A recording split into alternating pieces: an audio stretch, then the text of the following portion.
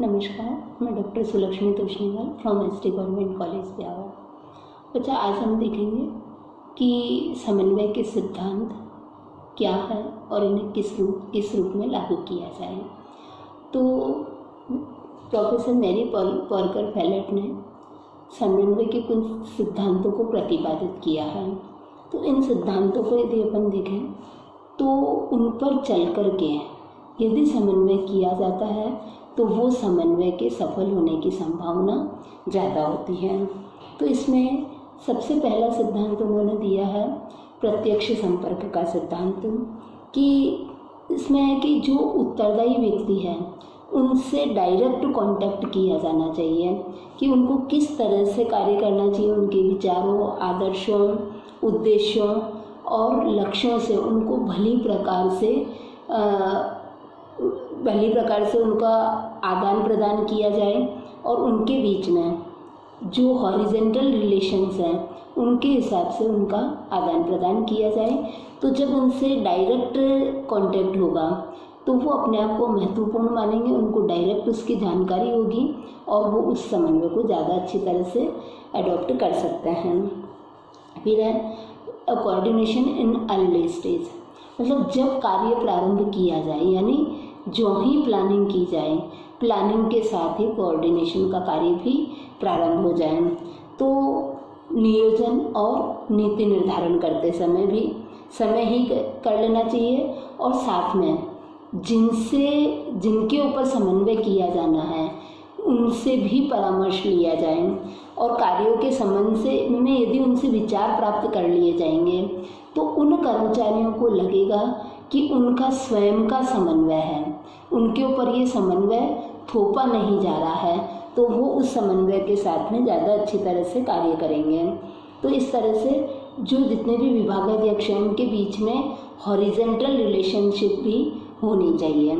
इसी तरह से पारस्परिक संबंध का सिद्धांत, कि जो संस्था है उनके बीच में एक रेसिप्रोकल रिलेशंस होना चाहिए। जैसे ए और बी डिपार्टमेंट कार्य कर रहा है तो ए और बी डिपार्टमेंट एक दूसरे से बंधे हुए हैं। अब ए डिपार्टमेंट में एक्स और वाई व्यक्ति कार्य कर रहे हैं तो वो एक्स और वाई व्यक्ति भी आपस में बंधे हुए हैं, एक दूसरे के ऊपर डिपेंडेंट हैं। क्योंकि अपन ने देखा था कि जहाँ जहाँ पर ऑर्गेनाइजेशन है, जहाँ जहाँ पर स्पेशलाइजेशन है, कार्य विभाजन है, वहाँ पर समन्वय का होना आवश्यक है।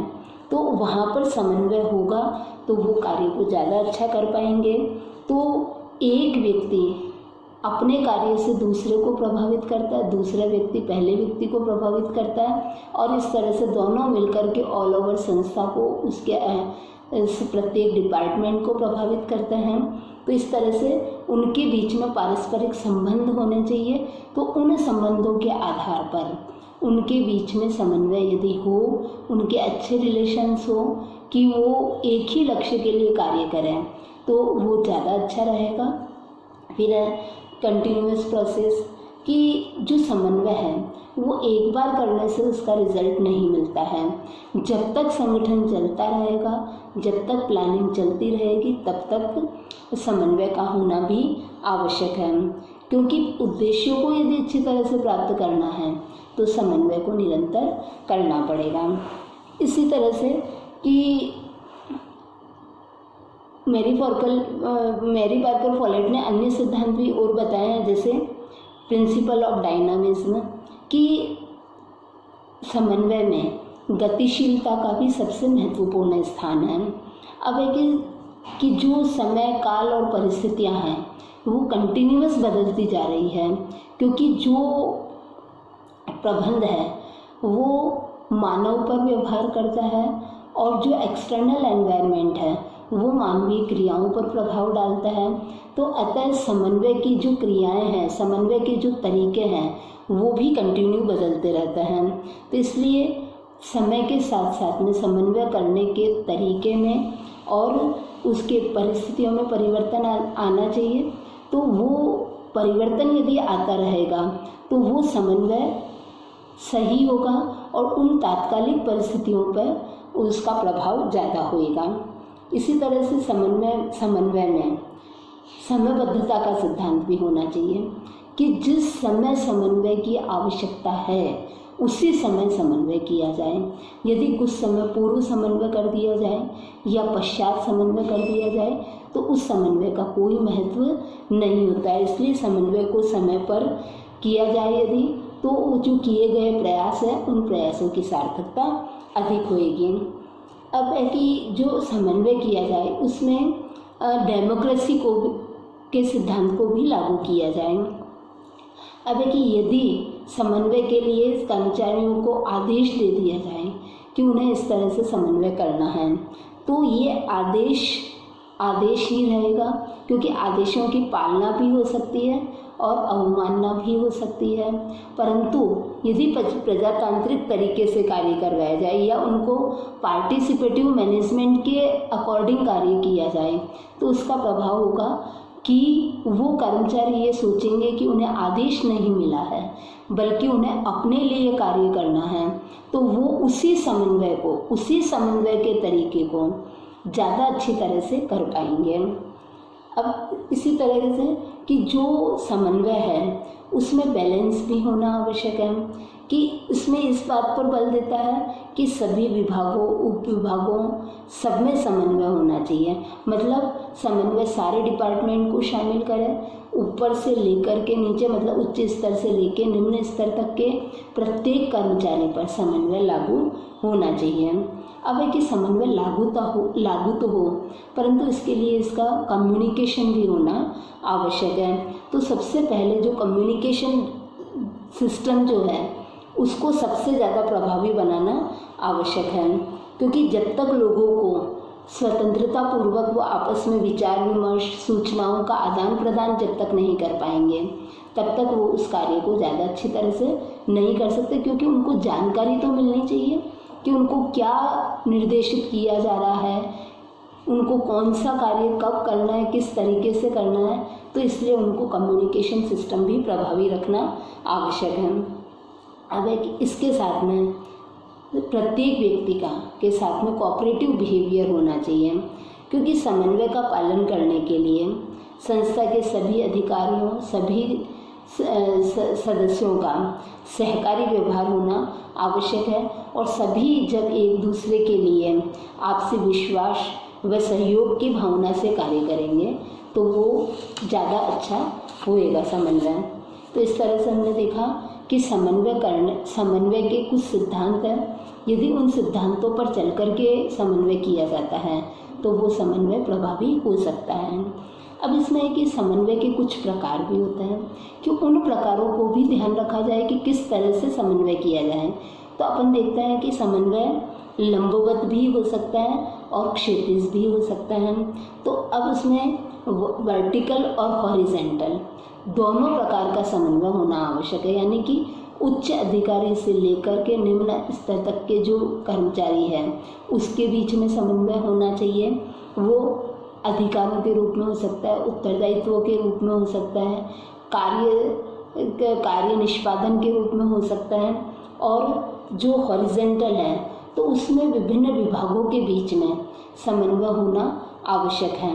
तो यदि ये सारे विभाग जो कि एक दूसरे पर आश्रित हैं और एक दूसरे के ऊपर प्रभाव डालते हैं, यदि इनमें आपस में समन्वय नहीं हुआ तो जो उपक्रम है उसकी जो पॉलिसीज़ बनी हुई है, जो नियोजन है, वो कभी भी सफल नहीं हो सकता है। इसी तरह से एक और होता है कार्यविधिक तथा सारवान समन्वय। तो इसमें अपन देखें कि जो प्रोसीड्यूरल जो समन्वय होता है, तो कार्यविधिक समन्वय में होता है कि हर व्यक्ति के अधिकार और कार्य क्षेत्र को डिसाइड किया जाता है कि उसको किस सीमा में लेकर रह करके किन संबंधों के साथ संगठन के किस स्तर पर उसको कार्य को किया जाना है। और जो दूसरा अपन देखते हैं कि सारवान समन्वय, तो सारवान समन्वय में अपन देखते हैं कि संस्था को विभिन्न क्रियाओं से सेटिस्फैक्शन प्राप्त करने के लिए ये समन्वय किया जाता है। तो उसका एक डायग्राम बना दिया जाता है और उस डायग्राम के द्वारा उस समन्वय को प्राप्त करने की कोशिश की जाती है। फिर तीसरा प्रकार मुख्य अपन देख सकते हैं इंटरनल एंड एक्सटर्नल कोऑर्डिनेशन। तो इंटरनल कोऑर्डिनेशन तो हो गया कि सारे मतलब लंबवत समन्वय वो भी हो गया और हॉरिजेंटल भी हो गया, तो दोनों को इसमें शामिल कर लिया। तो जितने भी उच्च स्तर के कर्मचारी हैं निम्न स्तर के कर्मचारी के साथ में, जितने भी डिपार्टमेंट्स हैं उन सब के बीच में समन्वय है। तो इस तरह से इसे आंतरिक समन्वय कहा जाता है।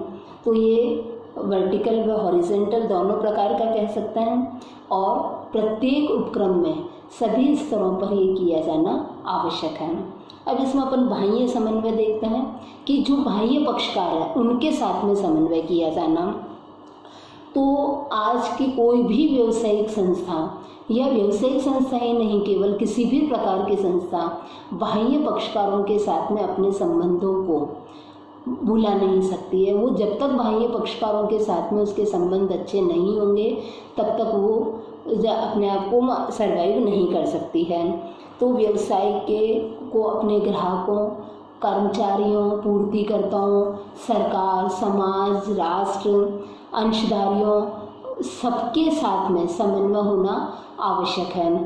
तो उन्हें उनके साथ में अपनी सूचनाएं देनी है, वो क्या चाहते हैं उनके साथ उनके विचारों को मालूम करना है।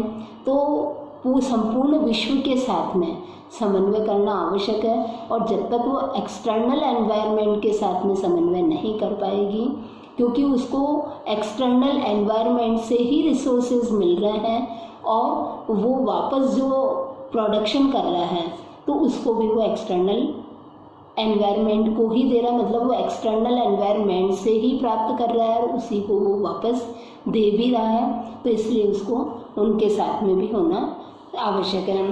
तो इस तरह से सरकारी नियम कानूनों का पालन करना, सामान्य व्यावसायिक क्रियाओं को करना, विश्व के व्यवस्थाओं के साथ में समन्वय करना, तकनीकी संस्थाओं के साथ में, शिक्षा पद्धति के साथ में, विभिन्न जो संस्था के साथ में हित रखने वाले समूह हैं उनके सबके साथ में समन्वय रखना। तो इस तरह से हमने देखा कि समन्वय के कुछ सिद्धांत हैं, उनको फॉलो करते हुए समन्वय के जो प्रकार हैं, चाहे वो लंबवत और क्षैतिज समन्वय हो सकता है, प्रोसीड्यूरल एंड सब्सटेंटिव कोऑर्डिनेशन हो सकता है, या इंटरनल एंड एक्सटर्नल कोऑर्डिनेशन हो सकता है, सब रूपों में उसे पूरा करना आवश्यक है। Thank you.